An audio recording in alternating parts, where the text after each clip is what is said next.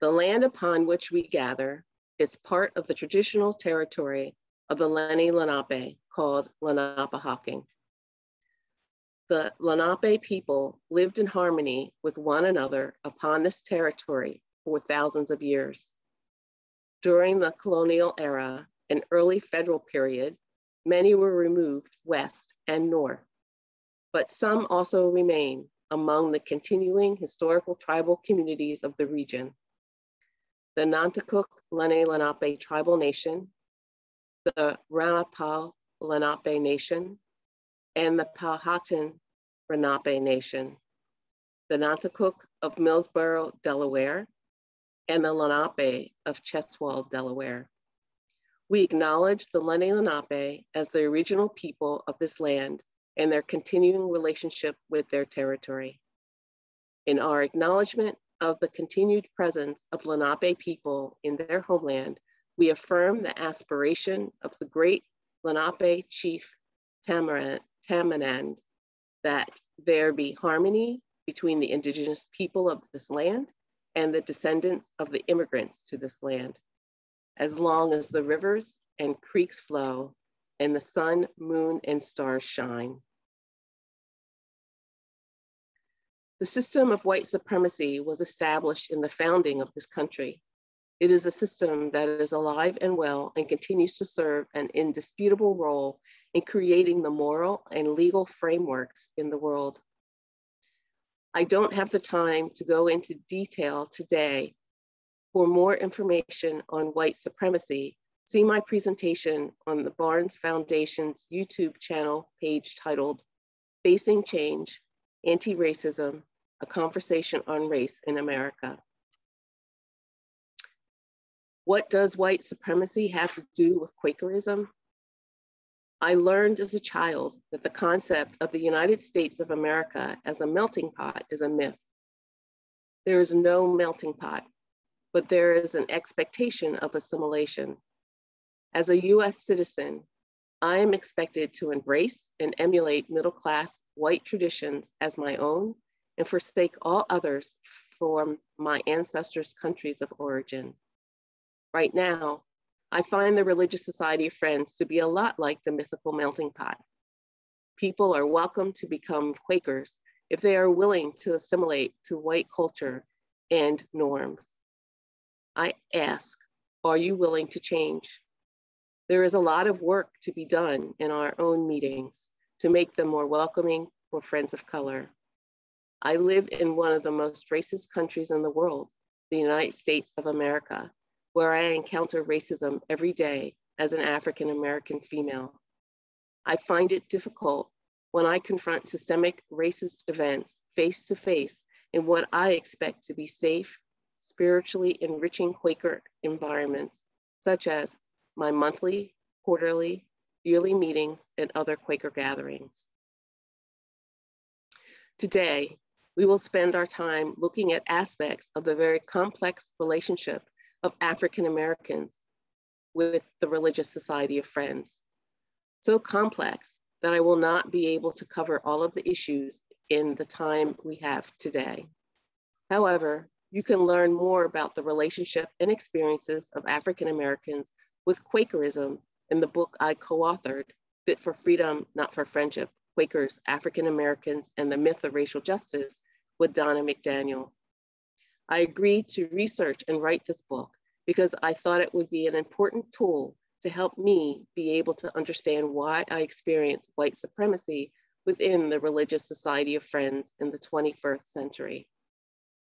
Our book helps illustrate how our past shapes our present day relationships with each other. Let's look at the roots of African descendants' experiences within Quakerism in the Caribbean and United States of America. First, Friends of European descent captured, traded, owned, and sold enslaved Africans. English Quakers considered enslavement necessary for their economic development. Thousands of English Quakers living in Barbados were enslavers. Friends of European descent established regular meetings for worship for people of African descent only for those they enslaved in 1675 in the West Indies. After English Quaker George Fox's visit to Barbados, when instead of urging Quakers of European descent to end the practice of enslavement, he told them to worship with the enslaved people in their households and to introduce them to Quakerism. Many of the European Quakers in Philadelphia immigrated from Barbados. They used their Quaker of European descent connections in Barbados to purchase enslaved Africans. Enslavement was accepted and common among the English Quakers who were in political control of Pennsylvania. In Haddonfield, New Jersey, a meeting was established that had almost 200 people of African descent attending in 1799. Initially, Africans and people of African descent were not allowed to become members of the Religious Society of Friends until 1784. Also, worship took place in separate meeting houses, or if they were invited to worship in a meeting house with people of European descent, they were placed in segregated sections in the back or balcony during the 18th and 19th centuries. On December 14th, 1843, Sarah Mapps Douglas, an African-American educator, scholar, artist, abolitionist, and regular attending of meeting in Philadelphia with her mother, Grace Bustill Douglas, wrote a letter to the National Anti-Slavery Standard, which was published. In her piece, she shares her feelings that it was unchristian to take away the freedom of choice from African Americans in a house of worship. She also shared her mother's belief that this practice kept African Americans away from Quakerism.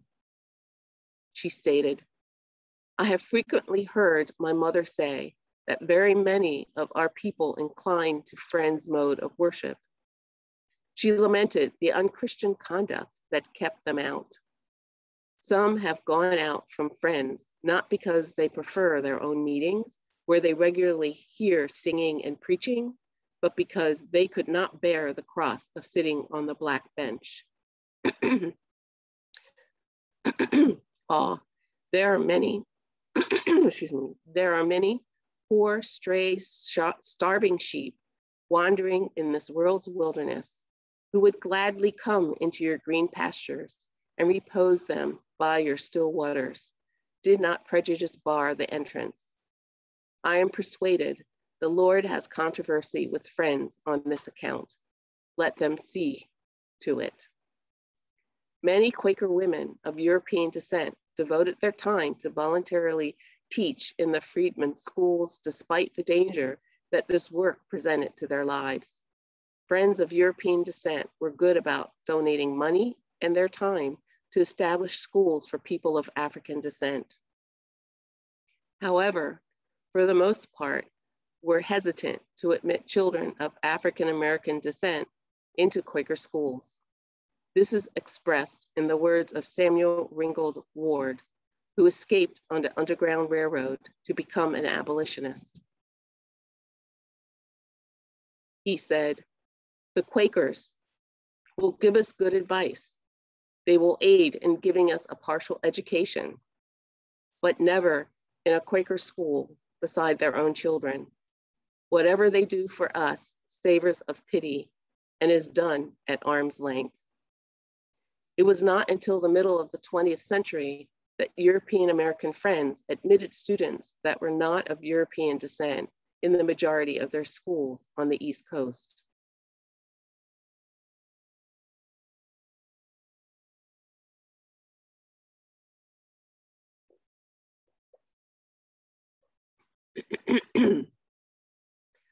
What are African American experiences with Quakerism in the 20th and 21st centuries? Let's hear from people of African descent in their own words, what we see and how we feel being members of the Religious Society of Friends. Dwight Spann Wilson was the General Secretary of Friends General Conference. a Quaker umbrella organization that provides services for its members in the United States of America, Canada, and Mexico. He talks about his isolation within Quakerism and his frustration with having to reject his African American culture and assimilate into the white middle-class culture to be a member of the Religious Society of Friends in the 1980s. Dwight said, "I also feel isolated because I have traveled hundreds of thousands of miles. I haven't seen 75 Black Quakers yet. You can't know how it feels to be surrounded almost all the time with faces that don't look like yours. I don't expect freckles, but I would like to have some more Blacks. Sometimes when I'm weak, I want to say, God, why did you send me here? I don't know. I know I was sent. I know I want to stay, but I wonder why we don't have more Blacks. And I feel isolated too, because all my life I've been taught that I have to adapt to white society. And sometimes I wonder, when is somebody going to adapt to me? How come I always have to be the one to make the changes? Why do people never try to understand me?" 23 years later, Amhara Powell, a former member of Orange Grove, Pasadena, California monthly meeting, shares her experience of finding friends and then losing her identity as an African-American in Quakerism. Amhara said, "Unprogrammed worship spoke to my condition like no prior religious practice. I thought of myself as having always been a Quaker without ever having known it. I did not feel the dearth of persons of color in meeting was having any particular effect on my spiritual life. I was subconsciously experiencing a degree of alienation. Then, 2 African Americans visited my meeting on separate occasions. I realized that I was missing the presence of African Americans as a regular part of my religious experience. I wondered if my commitment to Quakerism had come at the price of ethnic isolation. I wondered if my African American spirituality was somehow inherently incompatible with unprogrammed Quaker worship. When I joined the Religious Society of Friends, I had sensed early on that on some level, my African American culture might be put at risk, not by any religious tenets of Quakerism, but rather by certain of its cultural expectations and assumptions. I understand how Dwight Spann Wilson and Amhara Powell feel. I'm thankful for the opportunity to worship with Ujima Friends Peace Center in Philadelphia, where I feel seen, heard, and valued as a full human being. As a friend of color, I am different. It is only natural that the first thing people see when they look at me is my skin color. However, the assumptions made and the treatment I receive because of these assumptions are generally not seen as negative at Ujima. My difference does not and should not marginalize me in my religious community. I feel accepted and not expected to leave my ethnicity and culture outside the door at Ujima. I feel myself reflected back to me when I walk into Ujima through the visual images around the center and the people surrounding me. Changes have occurred within the Religious Society of Friends since the 17th century. People of African descent can become members of European American Friends meetings. We can sit wherever we choose in meeting houses, and our children are educated in European American Quaker schools alongside white children. However, there are still walls in European American Friends communities. They seem invisible to many and thus more difficult for some to see. The walls are the system of white supremacy that provides greater access to power and resources for people of European descent.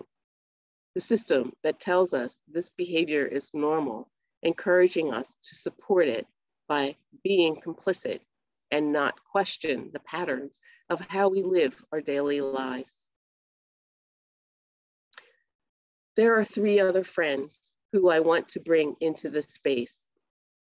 These are friends whose message is so important given the racial pandemic we continue to experience today.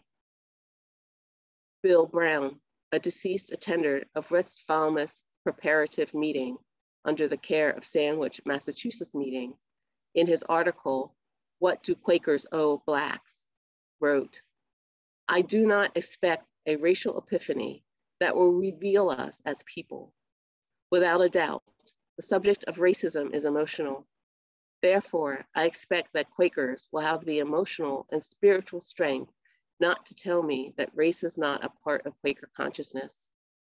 I am caught in the dilemma of trying to be a loving and trusting Quaker in a religious home that seems not to understand my most fundamental needs: shelter in a perilous time, comfort from the cyclical cause and effect relationship of class and color, and a stable location in the human family. Quakers may not have slandered, persecuted, or denounced Blacks, but there was a coziness with racism that was certainly within the pivotal degrees of cooperation with the status quo. Racism is a virus that quietly lurks in the Society of Friends. The next is Barrington Dunbar, another deceased member, but a 57th Street meeting in Chicago, Illinois.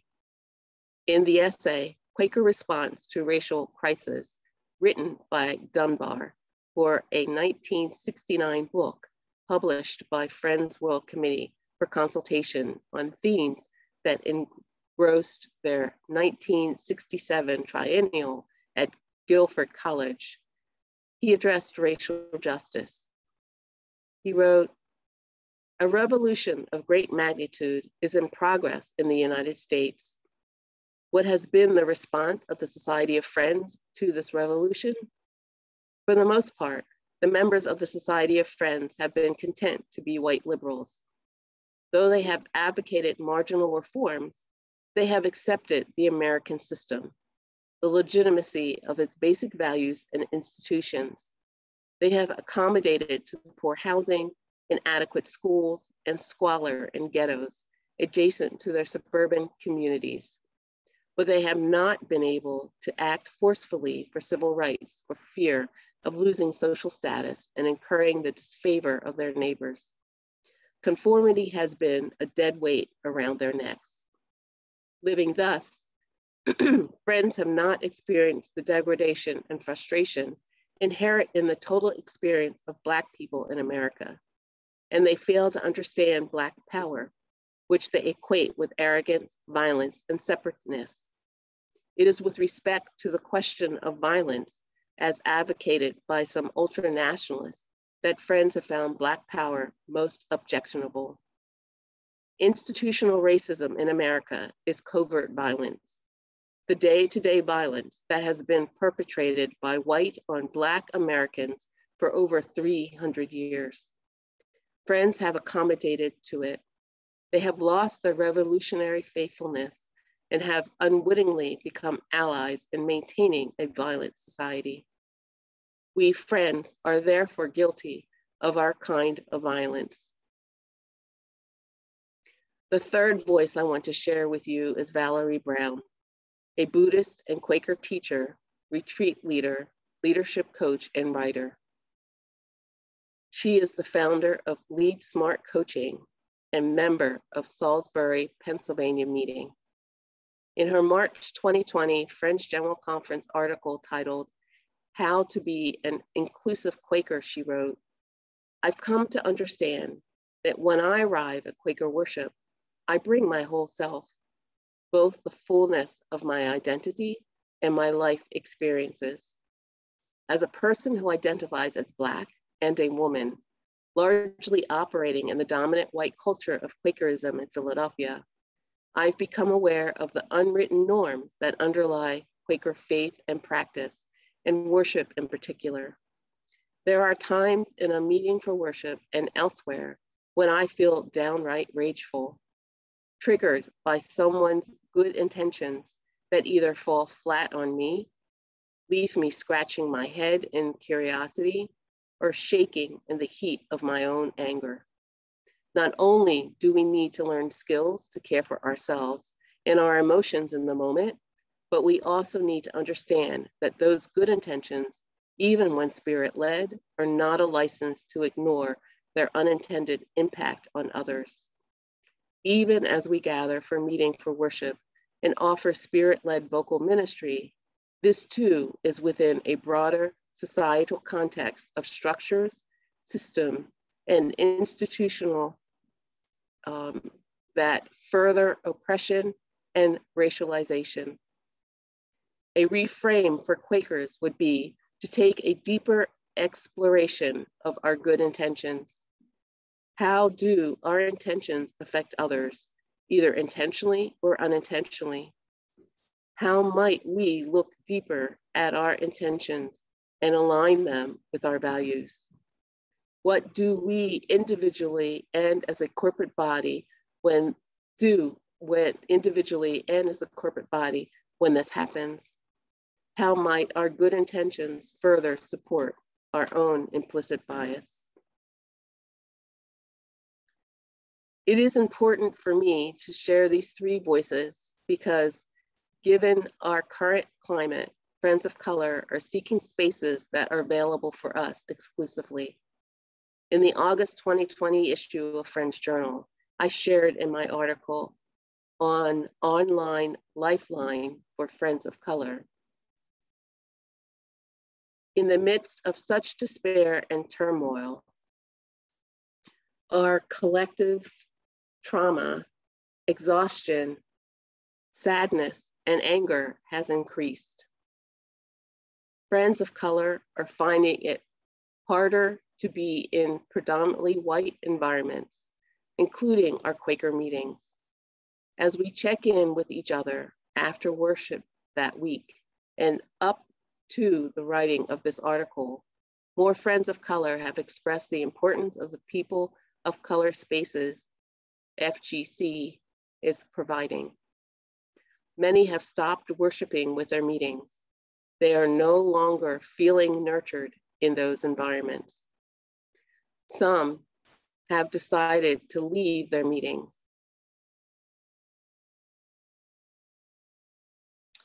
I'm thankful that Ujima Friends Peace Center and Friends General Conference are providing people of color only virtual spaces so that we do not leave Quakerism entirely. African Americans continue to experience white supremacy within Quakerism.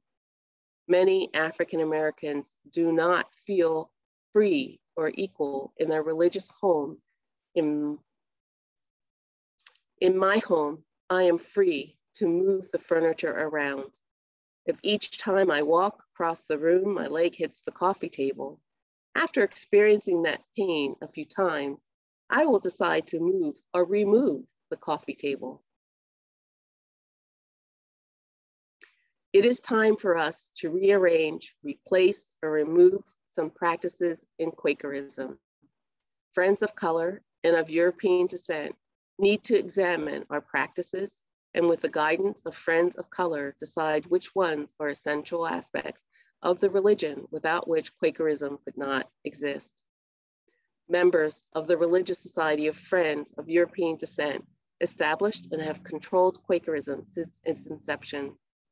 Even though the majority of Quakers in the world today are Friends of Color, these friends are located in the global South and have limited financial resources.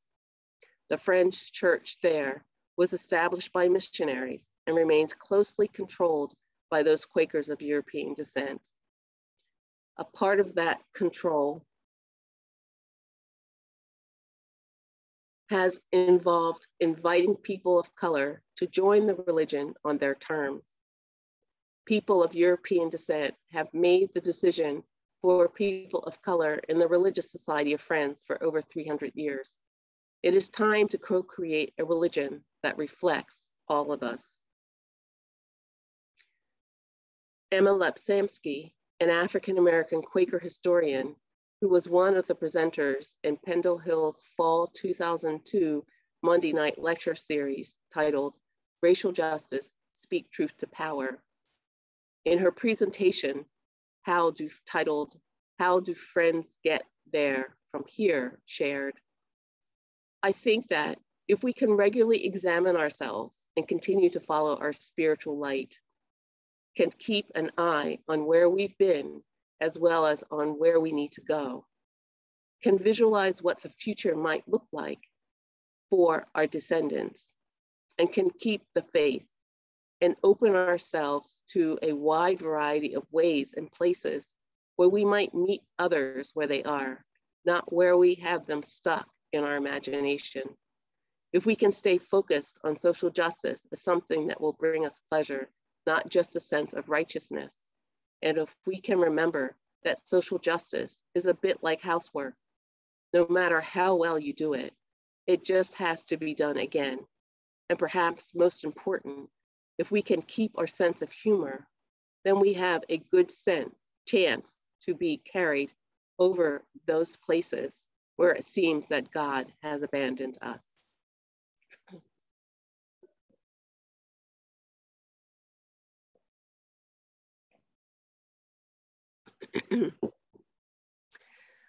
I will end my presentation with the words of Friends General Conference's Outgoing Epistle from the 2020 virtual annual pre-gathering retreat for Friends of Color and their families.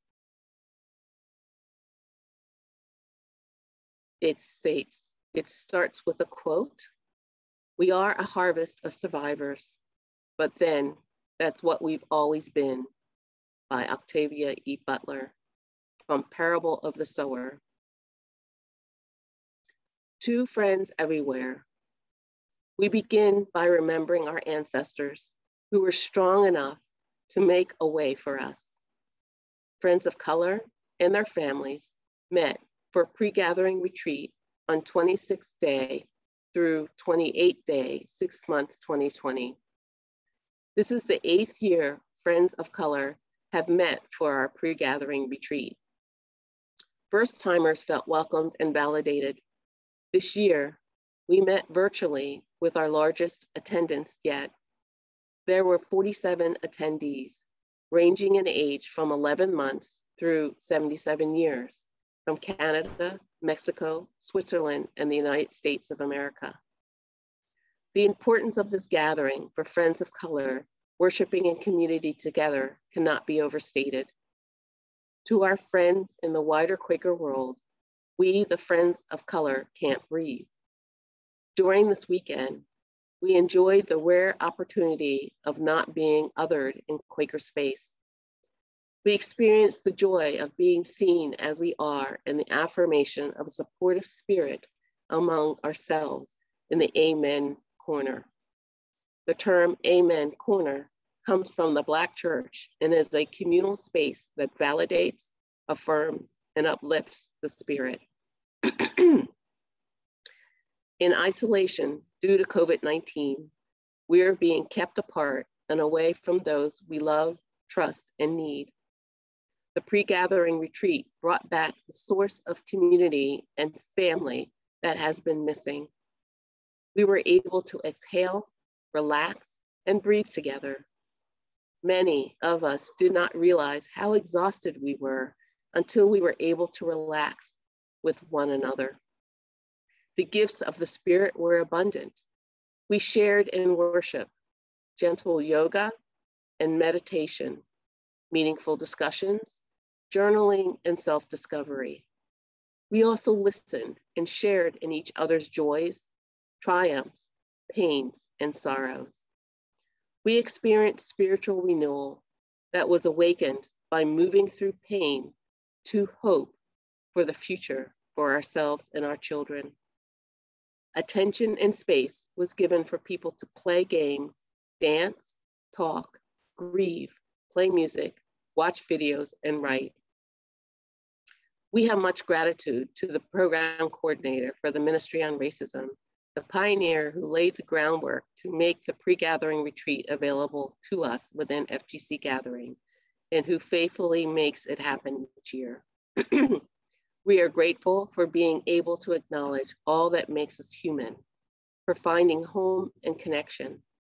Our inner light is magnified, and our capacity to breathe deeply is nurtured when that of God is acknowledged in each other. It is our hope that other friends of color will know that such a space exists and know that they are desired, needed, and will be warmly embraced. The pre-gathering Friends of Color retreat provides a reprieve. Friends of color need respite from the systemic racism too often found in our American Quaker community that often goes unseen by mainly white friends. Friends of color need respite from the insidious lie of white supremacy manifested in daily oppressive traumatic stressors, microaggressions, which have the effect of blaming the oppressed for our own oppression. Friends of color need respite and support, which our home meetings have not provided. Friends of color are fatigued from being asked to teach white folks. We ask all Quakers to heed a call of action. Please sit with these queries. What is the spirit leading me to do about the historic and ongoing racial pandemic across my meeting, my community, my work, environment, and my country? How can we honor the memory of people who have lost their lives to the struggle for a better world?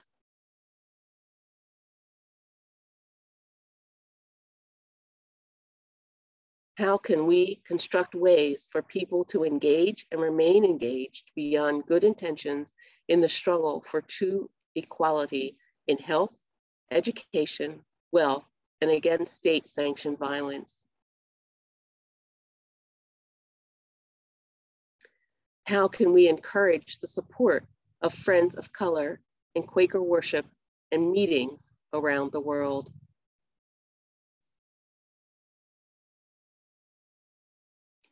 How can friends decenter themselves in order to listen to and hear friends of color? And lastly, how can I support respite for friends of color? In this time of COVID-19, people of color discovered that a deadly pandemic is secondary to the long-time pandemic of racism in our lives. People of color are more likely to die from COVID-19 due to the effects of racism and oppression. Think about how this pandemic has turned your world upside down, economically, emotionally, psychologically. Now imagine there is no one working on a vaccine, and that if you get sick or die, no one notices or cares. For people of color, the human-made pandemic of racism is deadlier than COVID-19. And we need you to do work so that we can breathe in peace, love, and ...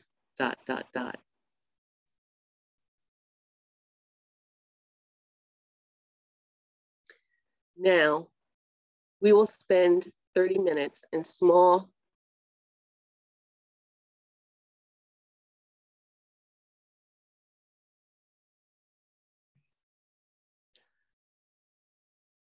responding to these queries. So we will be in groups of 3. And the queries that I would like you to respond to are, what did you learn from what Vanessa just shared? How does it make you feel? How is the system of white culture and supremacy reflected in these Friends of African Descent experiences in the Religious Society of Friends? So Steve has put those queries in the chat for all of you to have for when you go into your small groups. And again, you'll be in them for 30 minutes, and you'll be in groups. Each group will have 3 people in it, if possible. So. All right, I'm working this out here.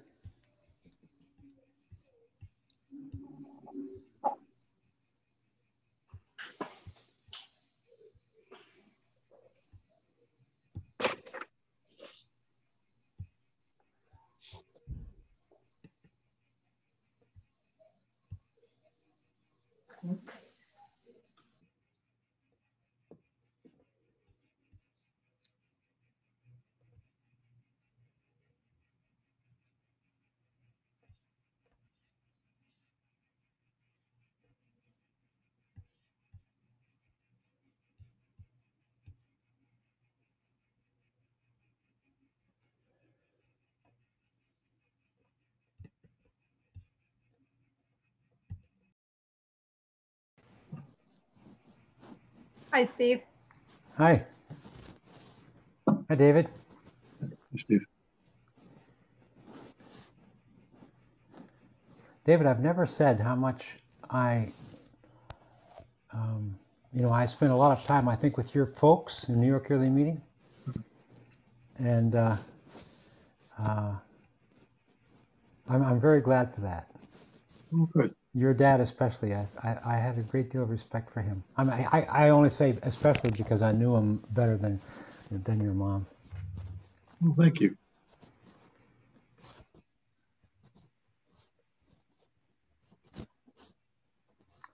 So can you see the queries in the chat? Yeah.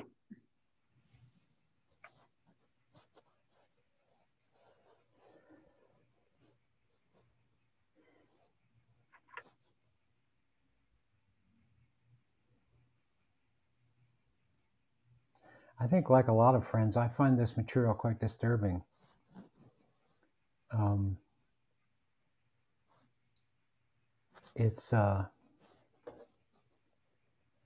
I spent a lot of time romanticizing our Quaker history, for one thing, and not paying attention to its darker side. And I think as a white person, I feel quite sort of stereotypically oblivious to the racist forces around me, especially in our meeting. I don't see it at work. And I take it on faith that it's there because Vanessa and other friends of color say it is. And it leaves me feeling a combination of guilty and helpless.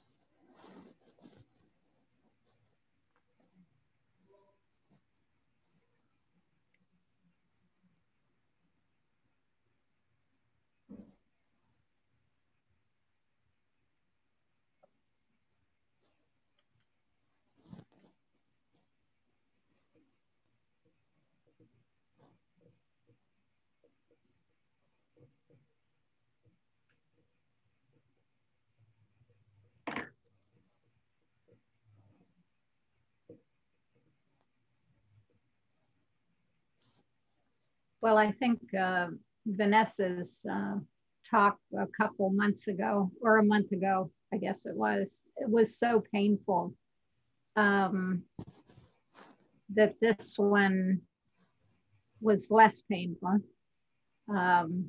relative to that one, which I've been pained about since I heard it. I think the word learn, did that query come from Vanessa? Yes. What I learned, I think, is that intentions don't open space up. So that I'm going to sit with a good bit. This one was, I could hear enough to see why the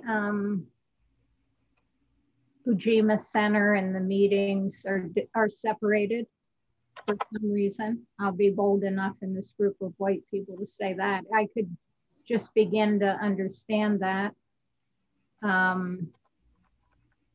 Just apparently because we're just not getting it enough. No matter how much I want to, I'm going to use I words, no matter how much I want to. And I liked that she gave me a phrase to sit with: rearrange, replace, and remove some practices in Quakerism. So that gives me at least a place to, if I think I'm seeing white supremacy, you know,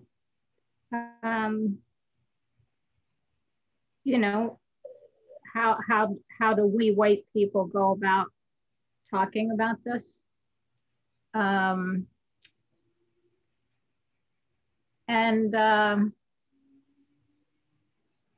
I think the quotes and everything gave me, there was a period in my life as a lesbian that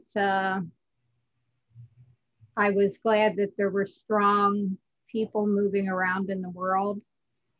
And I'm sorry, I'm genuinely pained and grieved that these Black friends, even the ones who have passed on,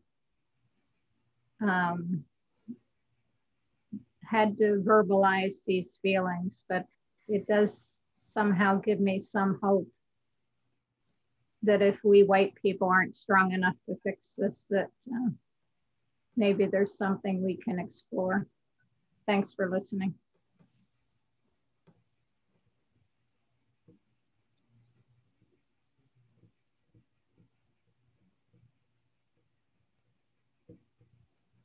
I appreciate Friends' comments and resonate with much of what was said. You know, I've been reading pretty steadily about white supremacy and thinking a lot about it. So I'm not sure any of the information that Vanessa presented was new information for me. Probably what was new is, and I'm coming to realize, is that Vanessa is pretty angry. And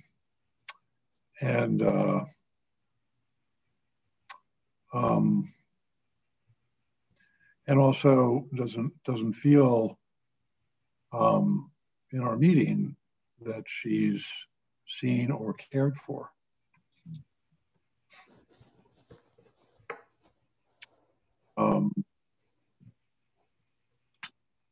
And I feel sad about that.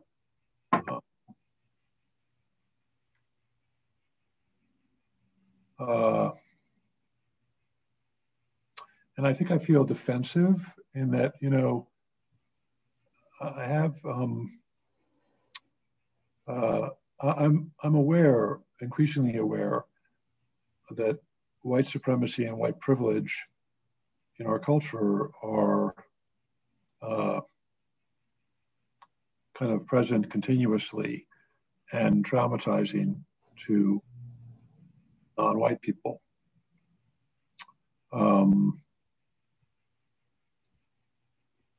But I struggle, you know, it seems that part of the message is that if you are a person of color and you show up in a room where there are 19 white people, just that reality is traumatizing. I think microaggressions also occur, but I think even if microaggressions aren't occurring, just the paucity of Black people, you know, Dwight's quote, other quotes, you know, is itself a traumatizing and unsupportive event. And I'm not sure what I can do about that. And, you know, Vanessa talks about moving the furniture in her home as a metaphor, and that Ujima presumably has a furniture layout where she's not bumping herself. And I'm curious if there are parts of the ritual of worship that are changed there, or whether the ritual is the same and just there are Black people there who are not present in our meeting, and that's what prevents it from feeling unsupportive and traumatizing to her. I thought her talk was lacking in particulars about the ways in which our meeting is designed for her to bump her shins. But I can hear the defensiveness and the energy that I bring here. And I wouldn't, if she were here, I wouldn't be sharing this. And if there were Black people here, I wouldn't be sharing it. And it's an awkward place. I think, you know, mostly, you know, what Steve said, that I'll have to take her word for it. What other option do I have? But I guess I would appreciate a little more particular guidance about the ways in which the environment is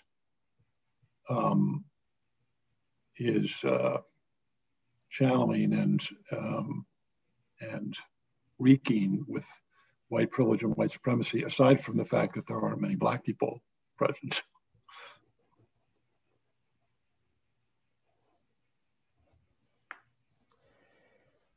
When she shared that phrase, rearranging and replacing and removing some Quaker practices, I, like you, David, I wondered, well, which ones are we talking about?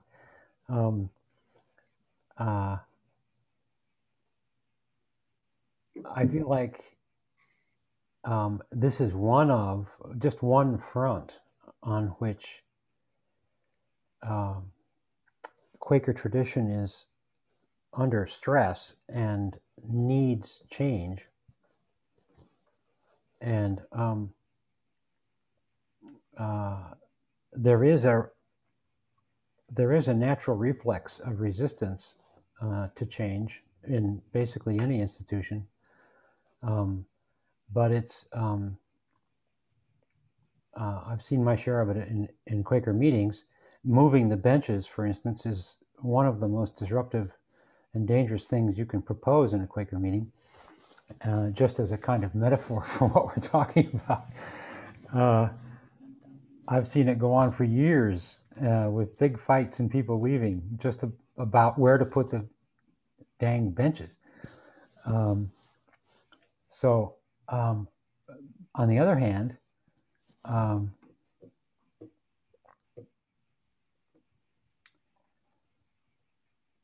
this moment is an opportunity because we've been forced to give up so much already. We've been forced to realize how much some things need to change by the pandemic and by the killing of George Floyd and everything that's come as a result of it, and from all these catastrophic storms that we're experiencing. And so I'd like to think that, and the fact that we're about to begin, I think, considering reconfiguring what Quaker worship in our meeting looks like, at least spatially. This is an opportunity to move some furniture. And I feel like I've been to some program Quaker meetings, and it's easy on the surface to think the big difference is between a program meeting and an unprogrammed meeting is the programming. But to me, the big difference is the sense of joy and liveliness that you get in a program meeting. People are really happy, and they express it. At the very least, they express it in their hymn singing. But there's often a lot of other stuff going on too. Opportunities, besides what we call joys and sorrows, to really get out there and to hang it out with your love of God.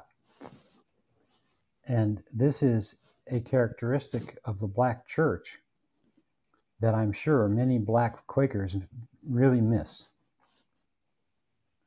is the exuberance and the joy and the life of the Spirit.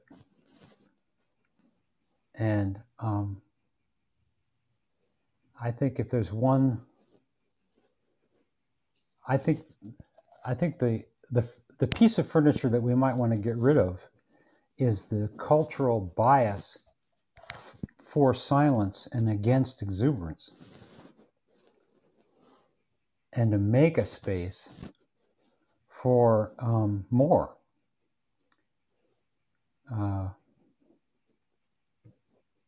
We're such terrible hymn singers that I feel like that's not a very likely path to take. I've never been in a church that sang hymns so badly. But, and I grew up in a Lutheran church that was high church, and both the pastors in my childhood churches had good voices, and the entire liturgy was sung by the pastor and the congregation. So singing is in my core too, and I do miss it. But I don't know. I'm just wondering if what would it be like to have some singing?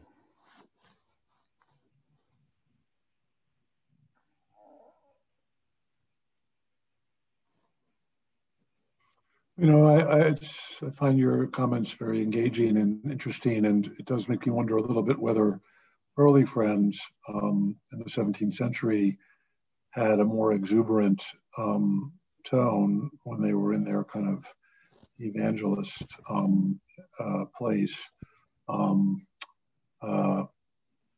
My impression is that their worship was still based in silence, although I think some of their ministry may have been more, I'm not sure I'd say exuberant, but at least energetic. And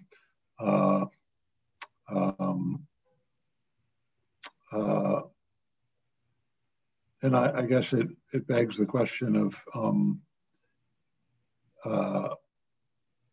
whether unprogrammed worship really is, by its very nature, harmonizes with some of the energy of white supremacy in our culture, or white culture in our white supremacist culture. At least white middle class culture. Yeah. So, and then, you know, as I've been challenged with these questions over the years, it's always kind of seemed to me, you know, if we transmogrify ourselves into the energy of a Black Baptist congregation, we'll still be Quakers. And, you know,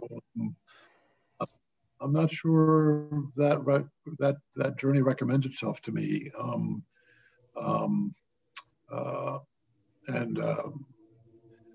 But it's mostly, I think, these days, more and more it seems to me that the journey of the United States in racism is very comparable to the journey of Nazi Germany in anti-Semitism, with the differences that their journey unfolded, the steep and aggressive part of their journey unfolded over one generation, while ours is unfolded over 400 years. And they, in the end, lost a bruising war, and a lot of their most heinous acts were held up for condemnation to the world. Those things have not happened. And then apologies were offered to some extent, and some reparations were offered. No apologies have been offered, and no meaningful reparations have been offered in the US. So it's kind of like, you know, if you're a Black person in the US, you're like a Jew living in Nazi Germany, but before the end of the Nazi regime. It's not an easy place to live and be. And, you know, the fierce mistreatment, economic exploitation, violent killings are ongoing on a daily basis. And almost half of the white people in the country are unrepentant about it. It's really, so within that framing, I can really understand that Black people, when they're around white people, might not feel easy. no matter how much the white people were espousing an anti-racist rhetoric, because the country as a whole is still, as Vanessa herself said in the start of her talk, you know, white supremacy is alive, well, and thriving in the US culture. But I think that to say that's because Quakers and other well-intended white people haven't done enough is, yeah, I'm not sure that's a discerning and a piece of analysis there. I think it gives us a disproportionate level of control. Could we do more? Yes, we could do more. And should we do more? Yes, I guess. But it's not like, you know, I'm raising money for the bail fund this week to bail people out. I'm glad it helped be part of a march through the Penn campus to get Penn to pay more for the school system last month. It's not like I'm not showing up. So I'm part of a very active anti-racist initiative within my department at work. It's not like I'm not making some effort here. So it's a little, yeah. And you can just hear the defensiveness. I don't know whether, were you done, David? Or? Yeah, that's enough. Well, I don't want to interrupt you if you weren't. No, that's enough. I actually sort of recoil, Steve, from the idea that there's something about worship. And both of you know I'm an attender. I've only been around Quakers from 13. So I just say that because I'm not a long-term Quaker. But I actually recoil from the idea that there's just something about worship. That doesn't say that I think everything you said was valid. So it's a both and. But I think the conversation is taking away from what is it about white supremacy, and particularly in our meeting, that is not inclusive. I think the word is inclusive to the Black, African, or brown person. And I actually, I mean, I don't think that not showing up is the question. I think it's the question about what white supremacy issues are involved here. And since they've been around for over 400 years, I don't actually think it's surprising that they might not just jump out and grab us. I've benefited from it my whole life. So, and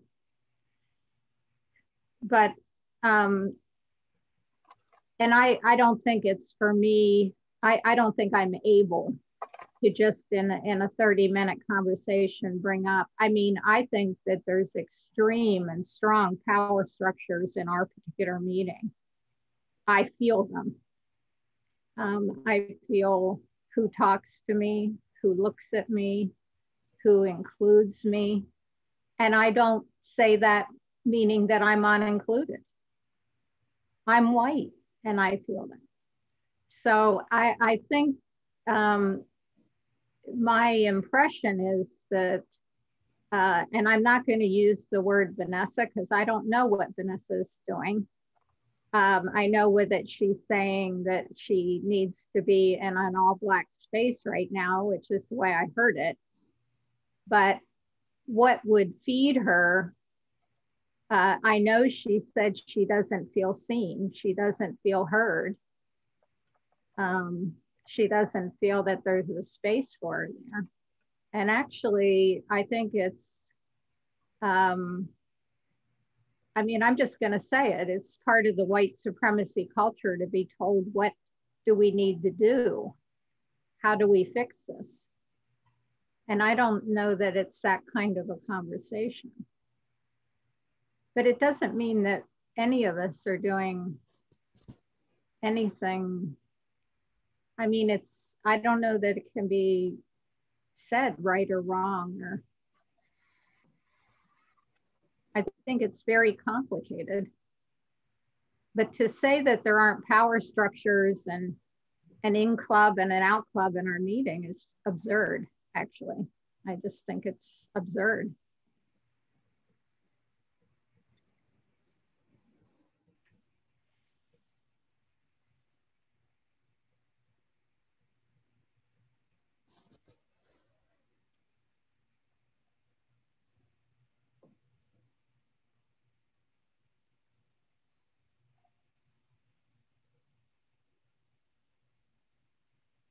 I didn't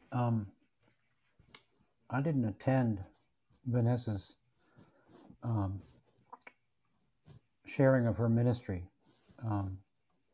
and so I wonder, Reba, if you'd be willing to say a little bit more about what it was that was so painful.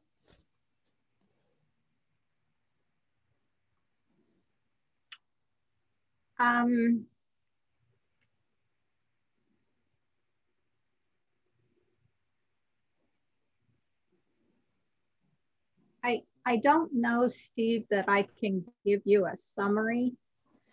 I know that she talks specifically about her ancestors and named them by name and gave a little bit of their story. And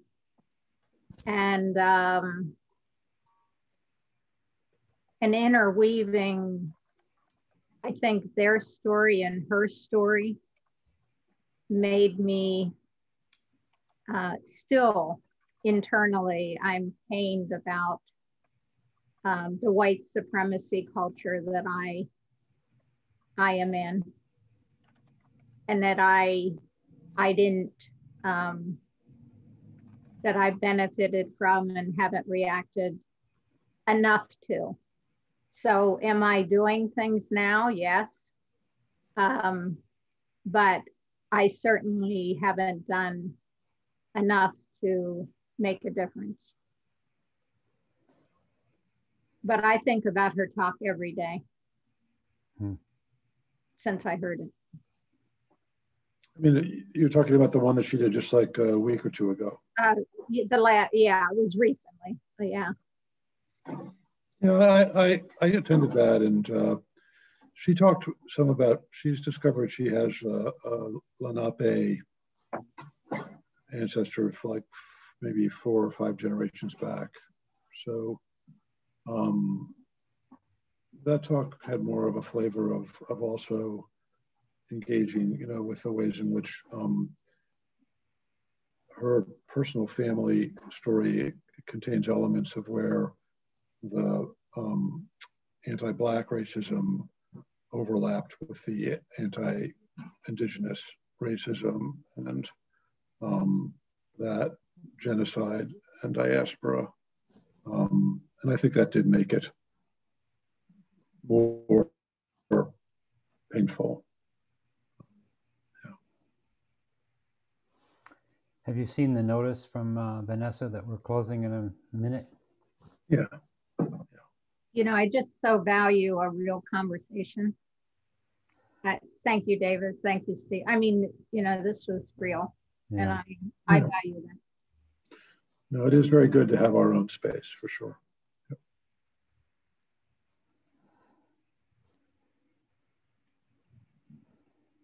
Didn't mean to cut you off. I wasn't sure how quick we were getting zapped away, Steve. So you. Yeah, I was. Vanessa and I haven't clarified our communication. I'm not sure whether she's closing these windows or not. I had given everybody a 5-minute warning about 3 minutes ago, so I'm not sure how soon we're ending this. I'm going to wait and see if she does it, and then if not, then I will. But it has. I'm a little unclear of what way forward there is here. Vanessa seems to be, you know, challenging us to make some big changes to make this work better, but the changes are obscure to me, aside from having a lot more Black people in the room. So, it just is, it's a little, but you know, I'll have to sit and take it to God, I guess. Right. Yeah, that's the Quaker way anyway. Ultimately, that's where renewal comes from. It's very rarely brainstormed. Good point. Well, I think I'm going to close these rooms. Seems like time.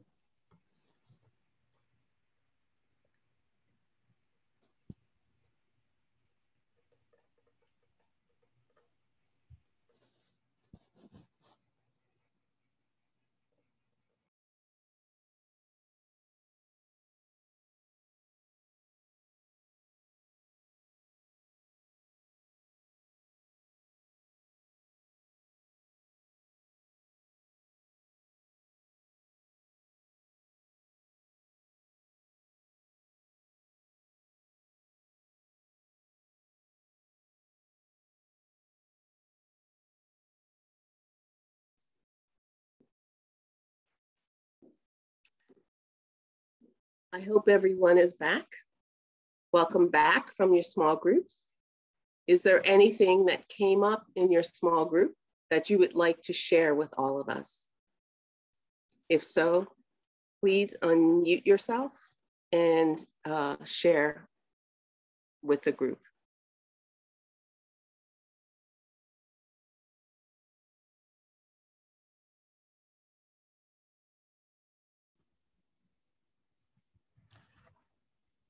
I'd like to make an invitation to the white people present to, if they notice me doing something or saying something in a way that might be uncomfortable for people of color, to speak up about that.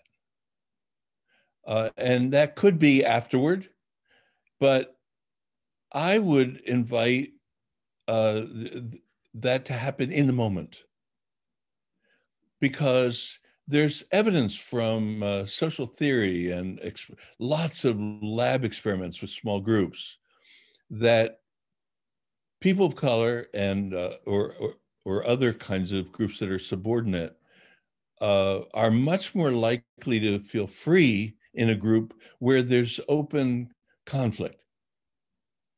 And this is one of the parts, I think, of Quaker culture that makes it very, very tough for any group. The one that I was working on, the personal stake, was the emergence of the gay group, the LGBTQ group. It makes it very difficult when there's this suppressive atmosphere in our culture, which is characteristic of Quakers. And so I would like to be willing to be one of the people that gets publicly spoken to, which isn't really conflict, but anyways, kind of. It's out of turn. It's a breaking of our culture a little bit. I'd like to invite any white person present to do that.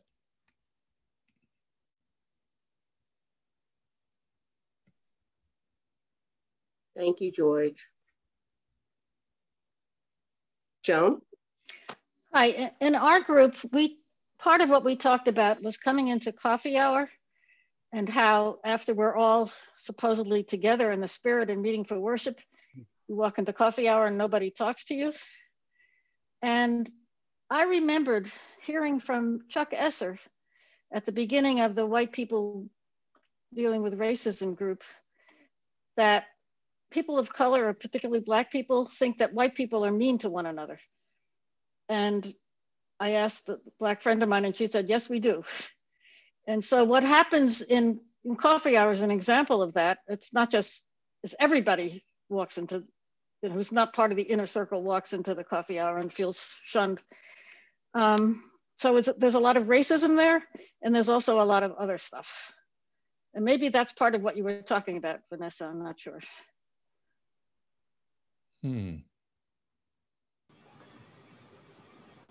Thank you, Joan. Margot and then Paul. Well, interestingly enough, our group came around to talking about coffee hour also. And I acknowledge for myself that in coffee hour, I found that I was very apt to only talk to the people that I was already connected to. And if I did talk to newcomers, that it tended to be a kind of shallow discussion. And for me, what's so interesting about Zoom is that in the breakout rooms, my discussion with people I know or people I don't know tends to be much deeper. There's something about this arbitrary putting people together, and there you are, and you have 15 minutes, and so you need to talk to each other. And so in our group, someone said they didn't think that we were friendly. We were friendly people in coffee hour. And I can understand how that people could feel that way. But it is interesting to me how Zoom has changed that in a way where you don't have to make any decision. The decision's made for you. And then this morning I talked to two newcomers and had a wonderful talk with them, which it just wouldn't have happened in coffee hour. Oh, that's great. Thank you, Margot. Paul? Before I comment on your presentation and what we talked about this, I just want to mention the one thing about coffee hour. I have enjoyed the chew and chat function when that got set up. I think it was a monthly, because it kind of broke down some of those walls, and I found myself enjoying that, going out of my way to sit with a group of people I didn't know. It had the structure helped me with what we're talking about. I grew up in a very segregated environment in a factory town north of Boston.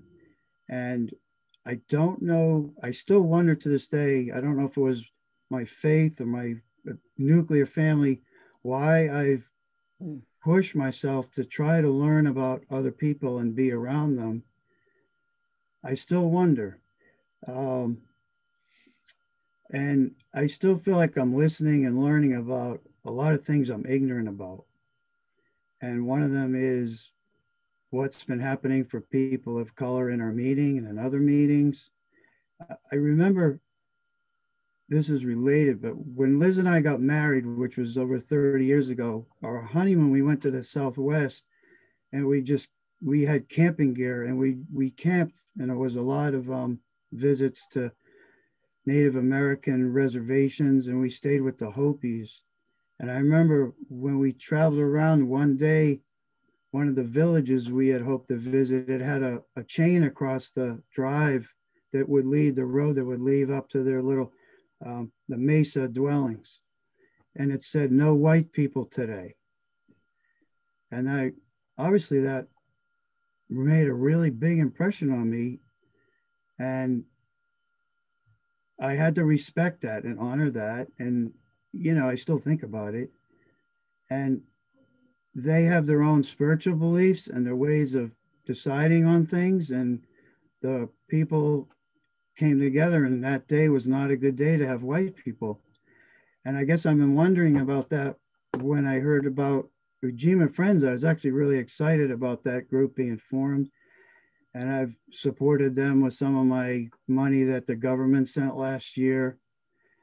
And I've wondered about worshiping with them. But one of the questions that came up, and we talked about in a group, is after listening to your presentation, Vanessa, it wasn't clear to me. I felt like, well, obviously, as a Quaker group, it would be welcome to all, but I wondered if it would, I mean, it would have to change what's going on. And I've just been learning more about people of color needing to have their own space and to work things out. Yet through my life, I keep thinking I'm trying to get through all this about they, we and they, and I want it to be us. And I don't know what the vision is yet of what will that be?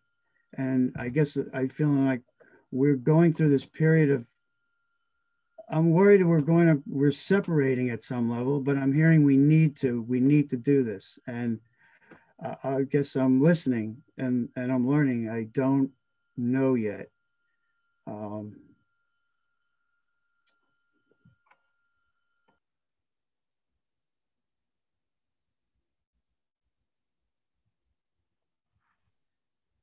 Thank you, Paul.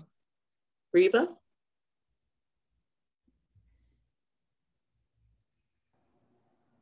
I didn't want to interrupt you, Vanessa. Were you going to address that, or should I just go ahead? Go ahead. Okay. I just wanted to say something about coffee hour. Since it's been brought up, we didn't talk about coffee hour, not that I remember, but I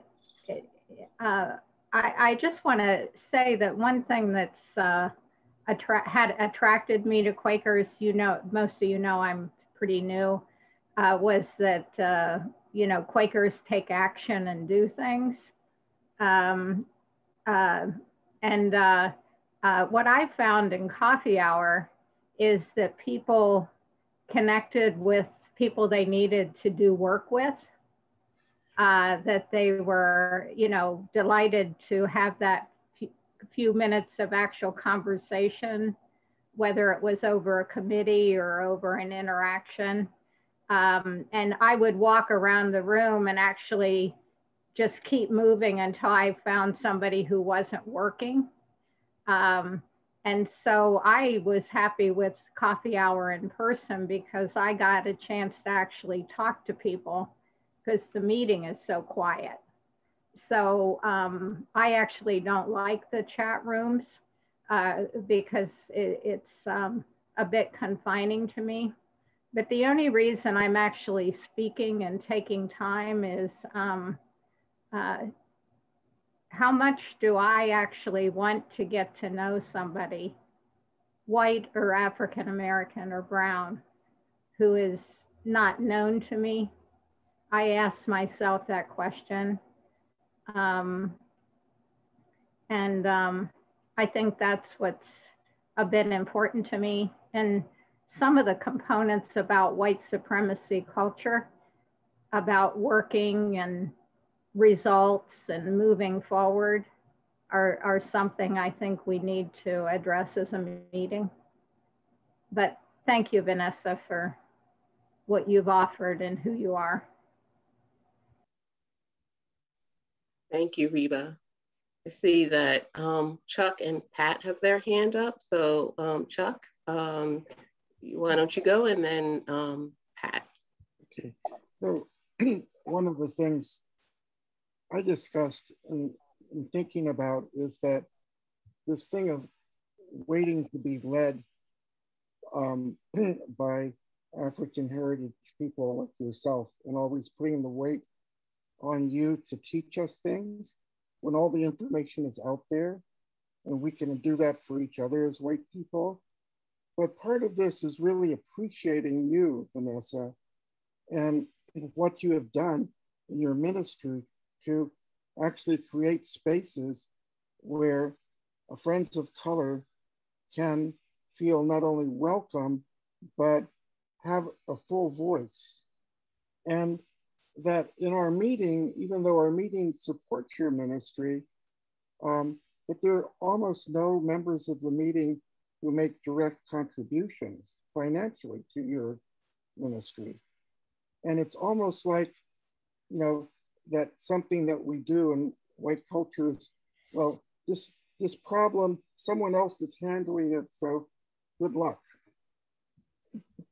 And like I would just say that this has to be a corporate thing that we're doing, and to take the weight off of you, but off of any person of color who has decided to keep their nose completely involved in this issue, given the kind of resistance that there is to changing society.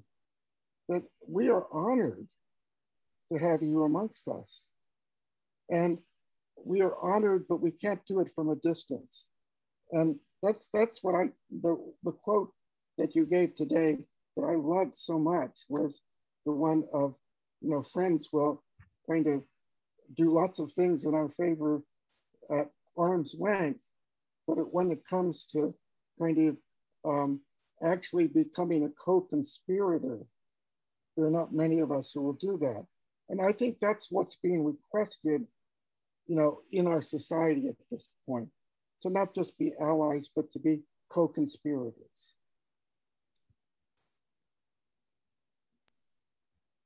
Thank you, Chuck.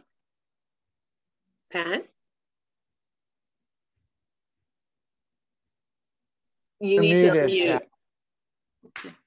Vanessa, I'd like to thank you for staying so faithful with this. And I think you have influenced or changed my behavior and thinking in some small ways, probably not enough, but the small ways matter too.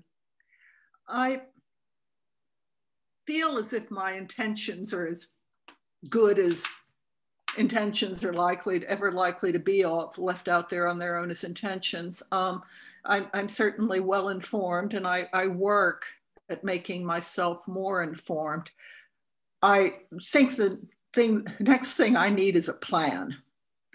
And I would very much like to work with some people, others from the meeting, on some kind of a reparations plan. Abington Meeting, I understand, has a reparations fund. Shouldn't we have one? I'd be happy to contribute to it. I've given away all of my stimulus checks and have made a point of trying to make sure they go to things that help with racial divide and with racist structures in this country. But it's doing it on my own is a little lonesome, and I always feel kind of a lot of self-doubt. I could use some help. Thanks, Pat. I hope that you get the help that you're asking for. So, is there anyone else who has something that they would like to share with the group before we transition to the next event? Okay, so I do want to respond to your question, Paul, about Ujima. And so I want to say that originally when Ujima was established, and for several years that we have had people of European descent join us. In fact, Francis has been one of the folks who have done that.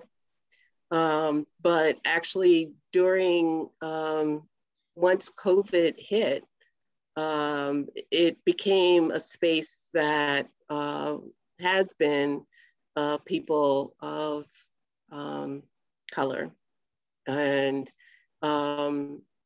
there have been very few people of European descent who have come, and when they do, it does change the worship for us.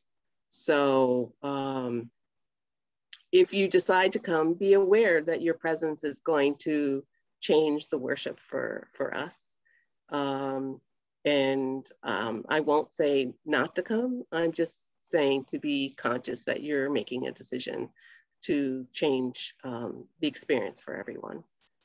So I don't know. I'm going to put you on the spot, Linda, because I know you're part of a member of Ujima, and ask if there's anything that you would like to contribute. Thank you for that, Vanessa. Hi, y'all.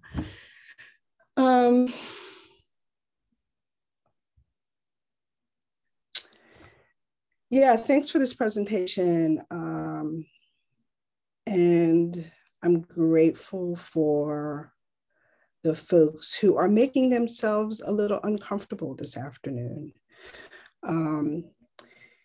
That is part of what is required to create change. And I've spoken a couple times in meeting before the pandemic about discomfort and the importance of us embracing that discomfort. Joan asked the question in the group that we were in about, things that she might consider.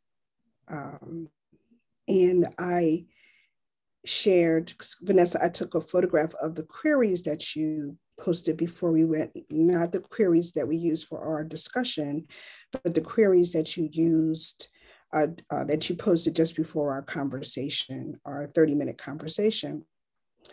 And I took a photograph of that because I think that they were important. And I invited Joan to take a look at those queries and sit with those as she thinks about.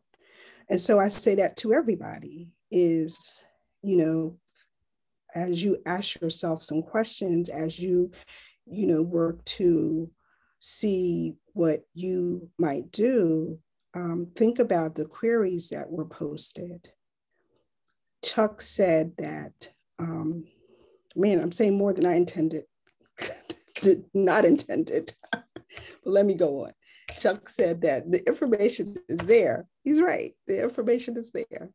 And so I just encourage you just to engage in some discomfort and continue that work. I do attend Ujima frequently. I said to, I'll just share this and then I'll leave it at that. I said in a group, I don't recall exactly what prompted this recollection, but I said in a group when I joined Central Philadelphia, I recall that my joining, at the time that I joined, there was a relatively significant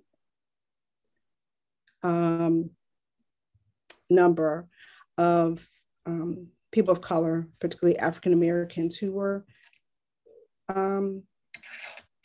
members or attenders. And that was part of what was really wonderful for me. So aside from the simplicity of worship, beside what Quakerism stood for, not necessarily what is, but what stood for, that was an important reason why I decided to join. I saw myself, and I say to you honestly that there are times that as more folks of color left, that I would be in a space and I'd be like, I'm not enjoying this being the only one or being one of two or three.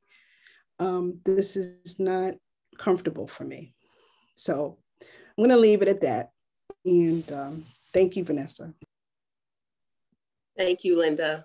I appreciate you accepting my putting you on the spot. And the other person I'm going to put on the spot is Barry Scott, who's also a member of Ujima, to respond to Paul's question.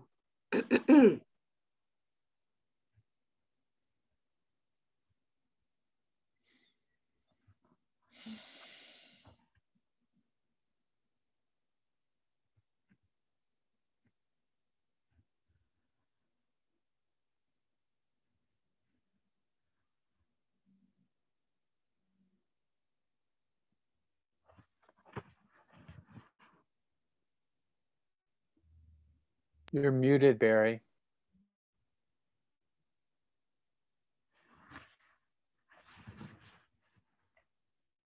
So, sorry.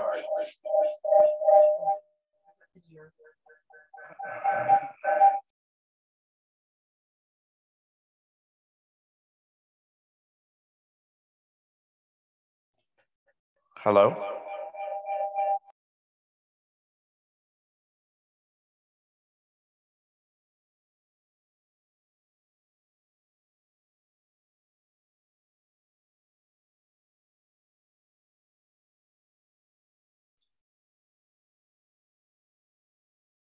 Barry, you're still muted.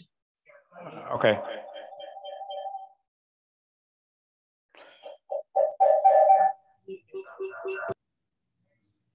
Okay, go ahead.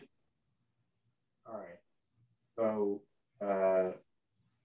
thanks. So I think that the challenge for, the challenge for about the space that Ojima is, and is that, and it really, the story you told, Paul, is a powerful one. And that is, that it really, and I really appreciated the power of it because it sounded like truth to me. It sounded like, and it's true that some days I am, that I'm not in a space where it's okay for white people to be in our worship space. Because of whatever is going on. So that message that, it's not okay for this to be a space which has white folks in it today is, sort of rings a level of truth to me. And so I,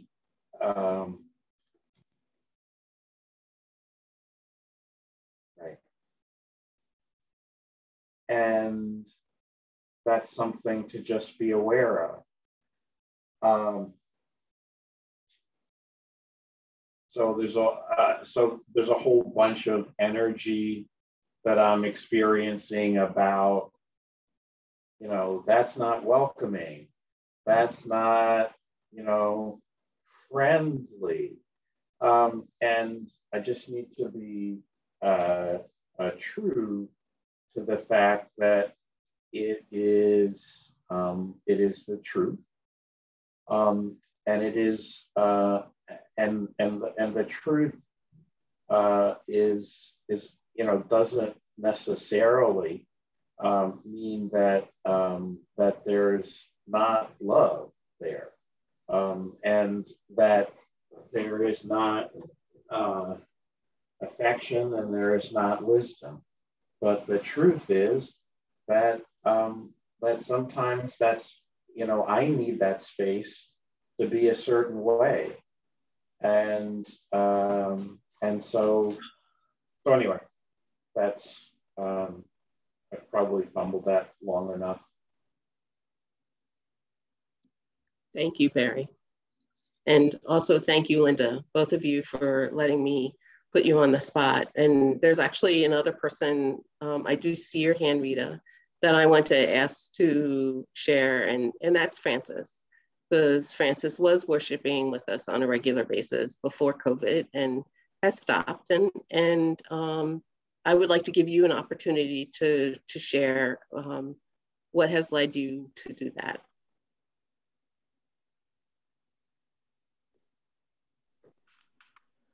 Thank you, Vanessa. I think that the main choice was that someone pointed out that I needed to be really conscious about choosing to attend Ujima, and to make it a very much of a spiritual quest, whether that's really where God needed me to be there that day. And that's not how I initially was treating Ujima. I was really treating it as a spiritual place to attend regularly, and becoming clear that that was not helpful for everyone. And so making a conscious choice to really be clear about whether I'm spiritually led to be there. It is a very intimate worship. Like, it's very real and powerful. But that's what I have to respond. Thank you, Vanessa. Thank you, Frances. And And thank you for helping us be able to have that space that we need, especially right now. Rita, I see your hand is up.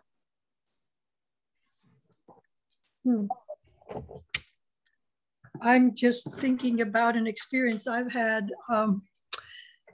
I used to go to the Bawa Mujahideen Fellowship and worship with Sufi Muslims, and they divide the room with genders. So the men are in the front and the women are in the back with a curtain between. And there's something to be said for being together with people that are more like you. And at the end of this worship, this one time, well, at the end we do salams, and we greet the person, we hug each other on each cheek, and then we wish them the peace of God. And there were about 25 women in the room on my side. And as I was hugging each person, it was like, it felt like I was looking in a mirror, and that was me as that person. And it was a mystical experience to have that feeling of oneness with all these women, old women, young women, every color of person. And that something can happen in a group that's all like that. So I have great respect for that possibility, as well as finding the oneness in a group where there's no division like that. Both are valuable. Thank you, Rita. And both are present at this point. So we have Ojima, and then there's Central Philadelphia. So, all right. So I want to put us in small groups for one more time for 10 minutes. And what I would like you to do and we'll go back again, excuse me, to the original groups that we had of 3. And in those 10 minutes, I am going to ask you to respond to the query, what can I do to center people of color voices and lived experience in Quakerism to help transform the religious society of friends into an anti-racist body? So, and Steve has put that in the chat. One thought though, Vanessa, and that is that I'm not sure we're going to end up in the same room. Okay. I'm not sure I'm a master of the technology to the degree that I could guarantee that. I don't know whether it remembers. Oh, I think it actually does remember. So that should be okay. Hopefully this will work out. Okay.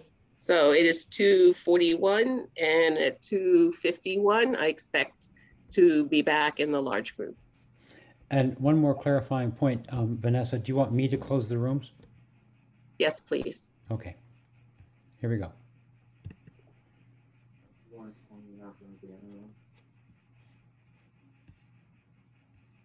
I could just say no.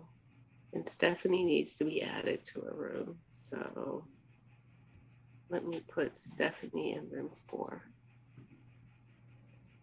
It looks like Elizabeth Flower is alone in room 6 too. And Rita is alone in room 5. Okay. So we can put Reba and, well, Elizabeth has Margot now.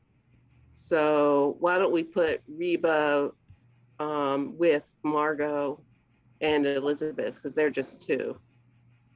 Okay.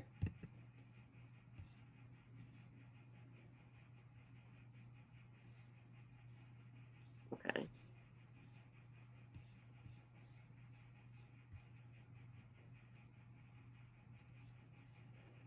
Room 4 has 5 people.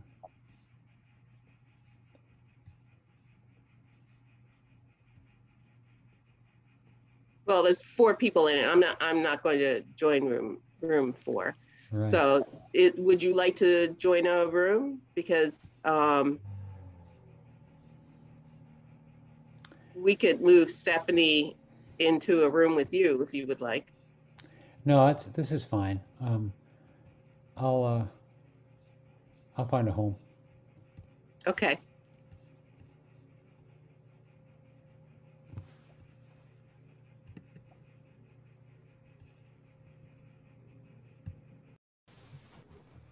Oh, hi. We've got 4. That's beautiful. Wonderful. Welcome. Thank you. We were just repeating the query. Right. You must have it right there, Stephen. You want to give it to us again? We didn't have it in the chat for some reason. It's in the chat. We're not seeing it. You may have to scroll down farther. I can read it to you again. Okay.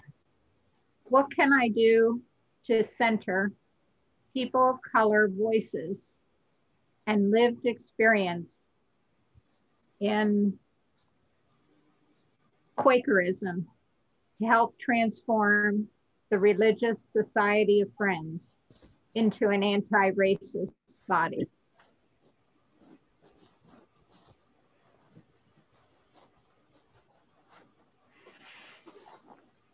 One thing that anytime you take a step,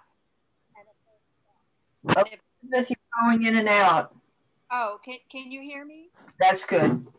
Okay, anytime you make a step, a first step, even if it's a misstep, and I'm thinking again of what George Lakey said about asking other white people to hold him accountable if he makes a misstatement that could make people of color feel uncomfortable. Anyway, I think that just trying to stretch and not trying to congratulate us here, but even participating in this sort of thing when someone has something to say, supporting them to say that, participating, sharing the opportunity, being present. I think, the fact that we all showed up here today, it means that we're trying. And imagine if Vanessa did this and only 1 or 2 people showed up. So this is like a little baby step in that direction. Just hearing it, being willing to hear it, being willing to be uncomfortable, being willing to be challenged by the queries. It's a step.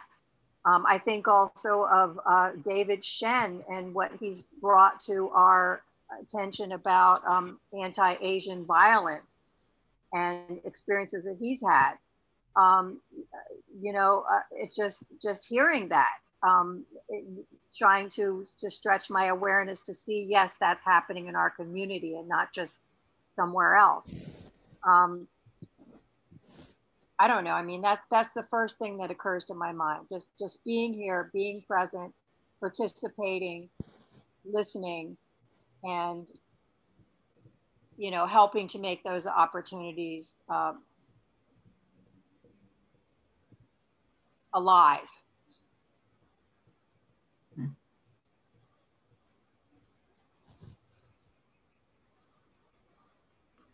I was inspired by, I think it was, I forget who, somebody mentioned something about how there's already a lot of information out there, and Chuck, they were, and I think it was Patricia who said that she was sort of actively studying. I've read 2 of Ta-Nehisi Coates' essays, and they both changed me. And so now I'm resolved to read the rest of them. I'm not sure how much else he's written. I have his novel. would you say his name again, Stephen? You know what? I'll put it in the chat. well, I can't do that without broadcasting to everybody. His first name is Ta-Nehisi, Ta-Nehisi,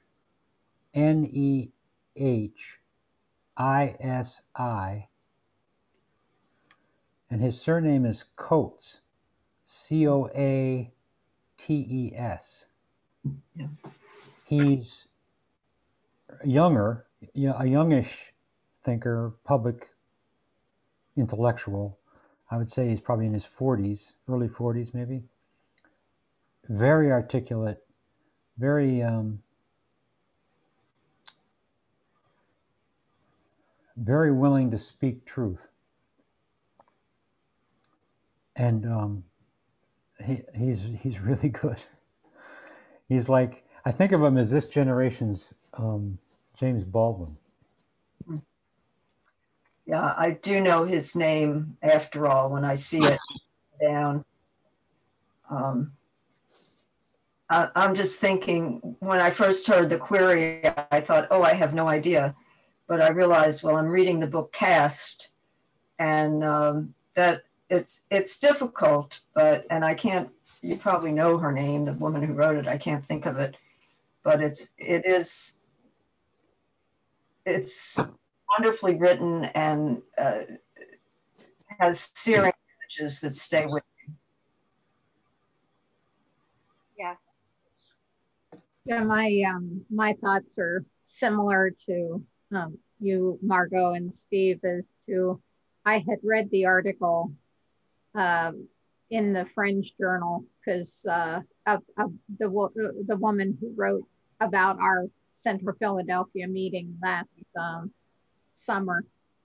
And so I think I need to be looking at what African American and brown people of color are currently writing, even if we're not in a mixed group, and really reflecting on their experience. I don't know that that transforms me into moves me into anti-racist. I guess it may cue me to action. And the Quaker Speak videos are quite good too. And those are things we can share.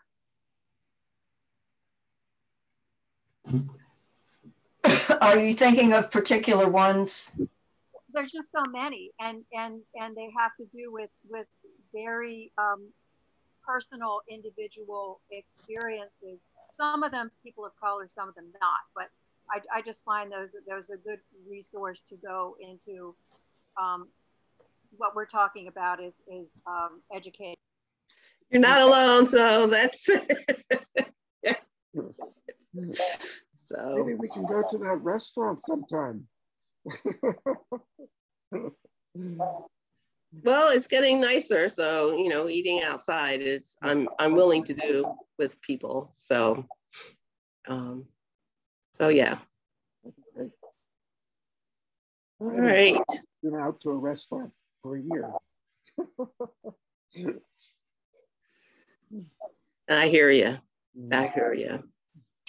So welcome back, everyone, from your small groups. And I know that we only have 9 minutes before this is going to end. But I was just wondering, in addition to what Pat shared, that are there others who would like to share what you will do to help transform the Religious Society of Friends into an anti-racist body?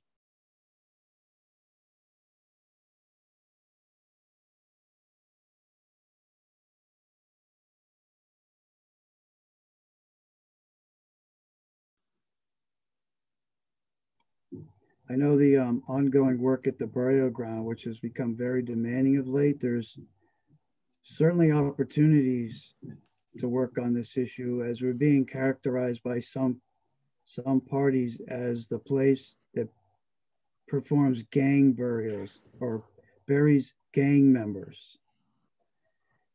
And there's certainly racist things going on in the area and in the media that we need to work against, or to clarify, to educate, and we need to bridge some relationships in that area.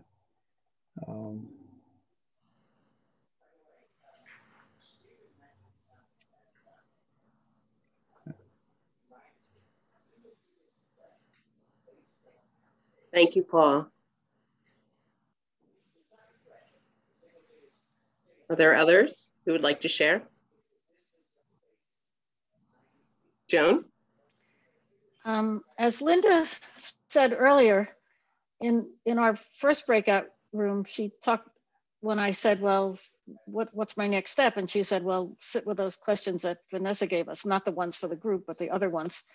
And she had made a picture of them. She copied them with her phone or whatever. And I hadn't, and I asked her to send them to me, and she did. And I think I'm going to carry them with me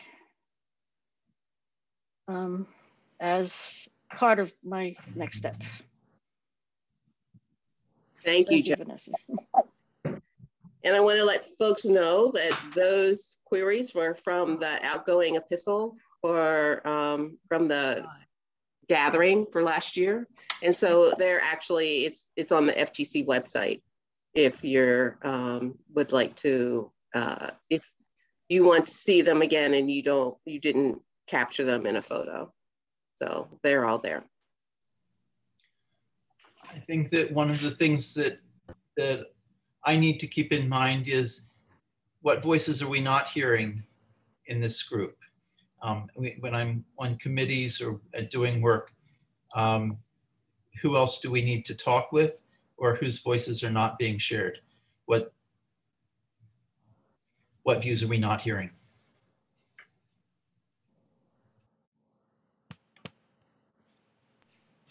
Thank you, Robert.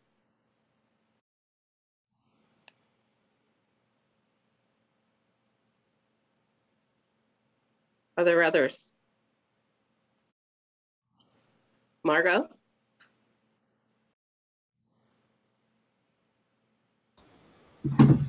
I guess you'd say our group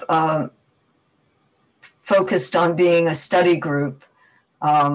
Someone suggested that we familiarize ourselves with Ta-Nehisi Coates and his writing, and the book Cast, and someone pointed us to the Quaker Speak videos, that there was a lot of information there, hearing from African Americans themselves.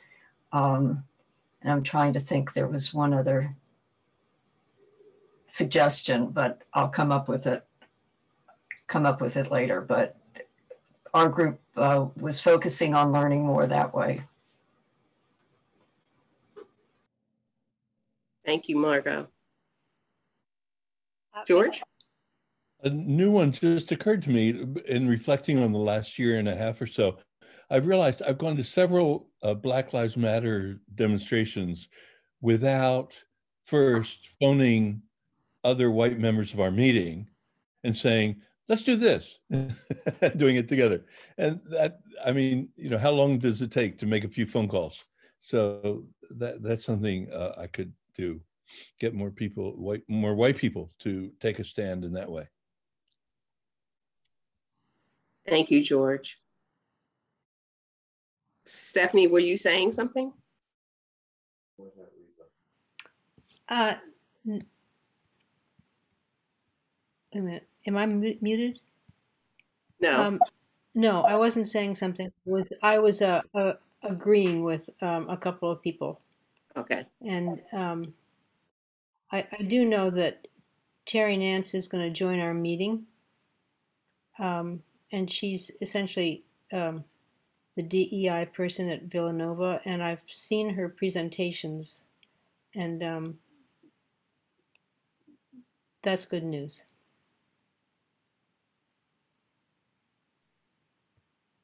Thank you, Stephanie. Francis? I want to encourage people to participate in the Racial Healing and Wholeness Committee if they feel led to work in this area, to work as a community. I think it's to be a great place. Pat, you could bring up the idea of reparations to the meeting. To me, that would be a appropriate committee to take up that that work or that thinking about that. The other thing I think for European Americans is just joining the white noise group and working on your separation with other Europeans and integrating your lives, I think is a very good step toward thinking well. And I do love the idea of taking those queries into worship and seeing where spirit leads one, what the next step, like we're all on a journey. And so to me, it's always figuring out what the next step is, and using the spirit in that way. Thank you, Francis. So it's 2:58. And I just want to check we have time. If there's one more person who hasn't shared that would like to share in the last few minutes that we have. Vanessa? Yes. I just wanted to say that when I was younger, I think I looked at not being racist as something that a person simply was. And now I think of it more in terms of a verb and a process that one continues throughout one's life. Thank you, Elizabeth. So I want to thank all of you for being here with us today, and also to thank Stephen for inviting me to give my presentation to you today. So thank you, everyone. Thank you, Vanessa. Thank you. Thank you, Vanessa. Yay! Thank you. Thank you. Thank you.